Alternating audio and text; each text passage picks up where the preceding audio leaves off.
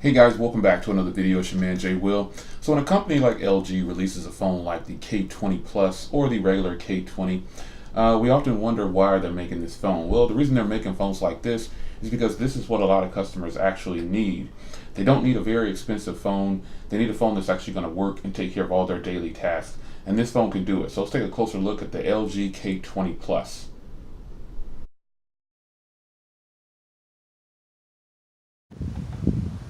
Alright guys, this is a video sample from the rear camera on the LG K20 Plus.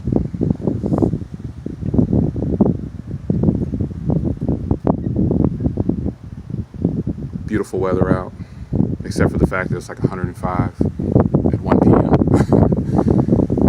Let's see if this thing has zoom. Yeah, it's got 4 times zoom.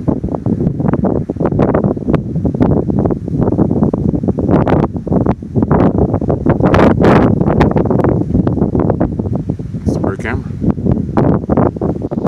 And here's the front camera. Not the best camera for sure, but you got one. Alright, so the LG K20 Plus is offered by T-Mobile and Metro PCS. Now this in fact is the Metro PCS version, and it's pretty much the same as the T-Mobile version. It's just locked to Metro PCS for the most part. This phone has a 2700 milliamp hour battery, 2 gigs of RAM, a Snapdragon 425 is my understanding, that 13 megapixel camera on the back that shoots to 1080p. Now the front does have a 5.3-inch display. This is a good size for a smartphone in my opinion, because still got a really large screen, and then also it's still good in the hand. Now, a lot of people say when I review phones I make every phone look small because I have big hands. Well, I don't apologize for that. So I'm going to pop this back off here. This actually is a removable back, and you have a removable battery. So earlier in the video I said that LG and several other companies are giving people what they need, and this is the type of stuff that we need. We need an SD card slot, we need a removable battery, because these things can save us in the long run. I can actually purchase extra batteries and things like that, and I can expand my memory with an SD card. This phone actually has 32 gigs of onboard storage, and so the average consumer should be pretty happy with that. Now I've been testing this phone out for about 72 hours straight, and it's actually been really good. Now I did purchase this a little bit before that, but I didn't have a chance to get around to it. So getting around to it, I'm actually really impressed. I really like the hardware on this thing. I love the different color accent here from the rose gold, and the phone in hand feels pretty good. It is a kind of a slippery phone along the edges, but I don't plan on buying a case for this because the back has tons of grip. So when I'm holding it in my hand, I'm actually able to get all the grip that I need without purchasing another case. And I'm also not going to probably put a tempered glass on here because this has 2.5D curved glass on here. And again, this is a phone that's very pocket friendly. So if something were to happen to it, if the screen gets scratched, I won't be as concerned because I didn't spend a lot of money for it. So this phone runs the latest, one of the latest versions of Android 7.0. 7.1.1 is the current version, or 7.1.2 might be the current version. But this phone is running 7.0, so the fact that it has that at all is a good thing. So again, 32 gigs onboard storage is more than enough to please your storage needs for music and pictures and video of family and things like that. So after all of that, you do get a very snappy device. Now this phone does run one of the 400 series processors, and I have found it to be very pleasing. In every 400 series processor that I've tested or purchased for myself or used personally, I think it's actually a really good processor. And when I think about the average consumer, that is what I think about. Most of them will jump on Twitter and they'll jump on their social media, and you know, this is where they'll stay. You know, they'll stay on there. Oh, I haven't signed into my Twitter yet. This is where they'll stay.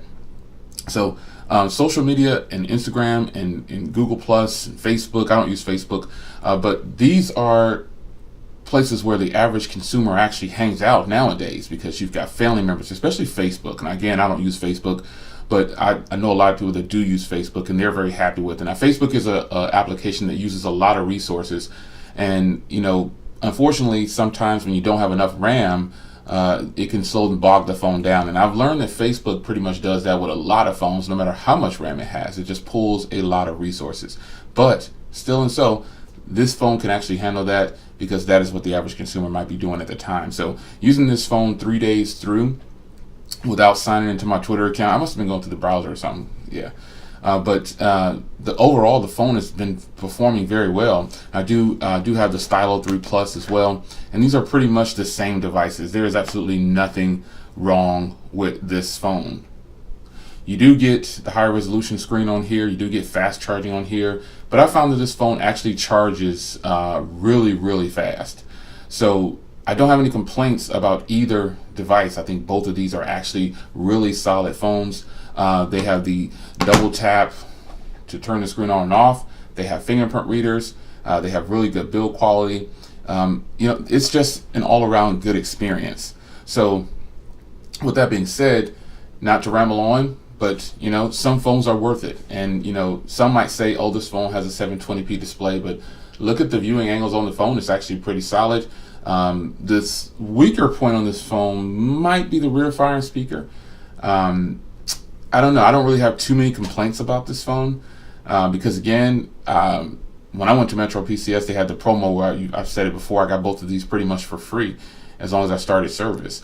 So that's a huge plus. That makes it even better. But the phone is actually only, I think, $99 or something like that.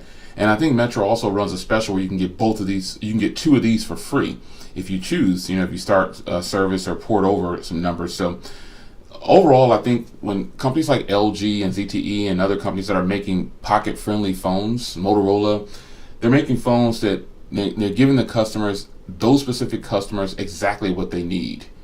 And that is a good performing phone with good battery, with decent cameras. And this one actually has some, this is probably one of the better looking devices that I have in the catalog here. It's good. I don't have any complaints at this point. So with that being said, the LG K20 Plus, it's a good phone so far. I mean, I don't have very many things bad to say about it. If any, I don't think I have anything bad to say about it.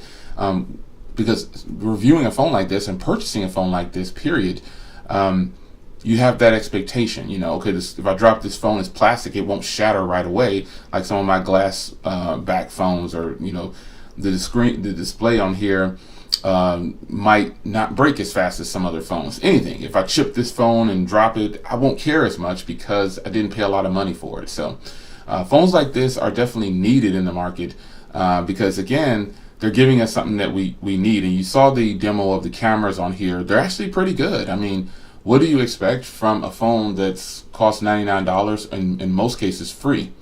So you be the judge. Do you want a phone that's you're gonna pay $900 for, or $700, $500, that when you drop it, you'll baby it a lot more? And I think, another thing about this phone right here, a case. I don't need a case for this because it's got a grippy back on it. It's got a fingerprint reader too. I mean, you look at that. A lot of phones in this price range don't have that. I guess I do have a gripe though, and the fact that it doesn't have fast charging, that's not important to me because I have so many phones I can just take my SIM card and put it in another one.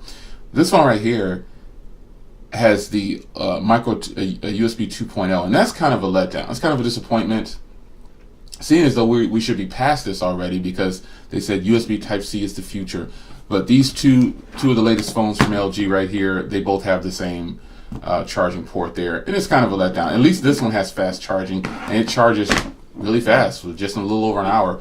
But aside from that, man, I like that there's no carrier branding on these phones. It doesn't say Cricket on the outside, or it doesn't say Metro on the outside, or T-Mobile, or anything like that. It just says LG, on the front and back, and that's good enough for me. So pocket friendly. As far as size and price, performance, I don't have any complaints. I'll see you guys in the next video. Leave a comment down below. I will give you a follow-up on this phone as well. Take care.